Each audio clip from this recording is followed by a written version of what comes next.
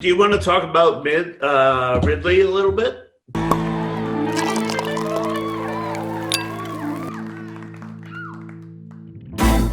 Because I know that I've been talking about Ridley. I mean, Yeah, I know. I'm excited. Matt has a new book that's great. It's called "How Does Innovation Happen?" or whatever it is, and it's a tremendous book. He makes the mistake that I wrote a prophecy that you folks can read. It's free. Gilder's Daily Prophecy, gilderpress.com, in which I write about Ridley and how he's joined a bunch of other geniuses in misunderstanding the essence of information. And but it's a great book and a great history of technology and innovation. And I like Matt's work a lot, but I would like to hear what your critique is specifically. Well, the critique is that he thinks creativity is order. His whole theory, which he opens up at the beginning, is creativity is a product of thermodynamics, the conversion of entropy or energy into order. And this is just a silly way to depict entrepreneurial creativity.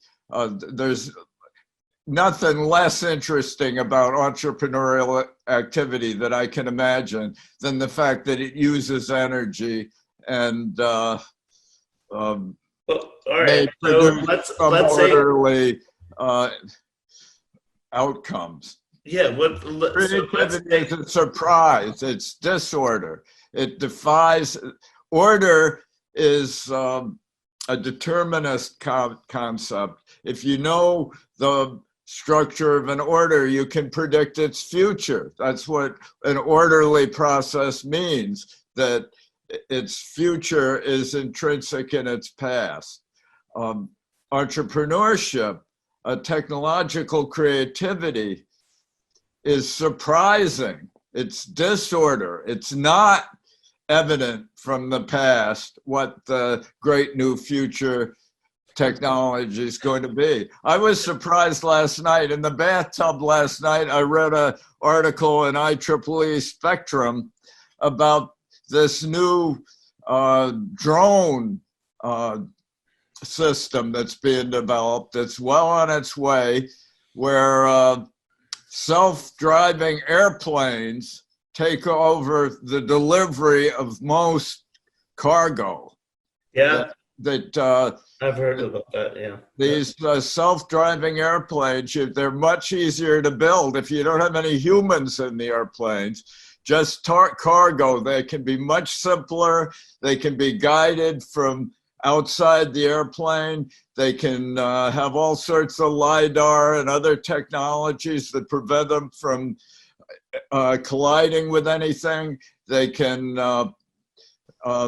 really hugely, they're the next great containerization move. Containerization was what made possible world trade. Yeah. And this technology is going to enable a huge new success of globalization. And the United States should not be on the wrong side of it. We should not be resisting trade around the world as we currently are, in this idea that somehow a trade gap will hurt us. Right?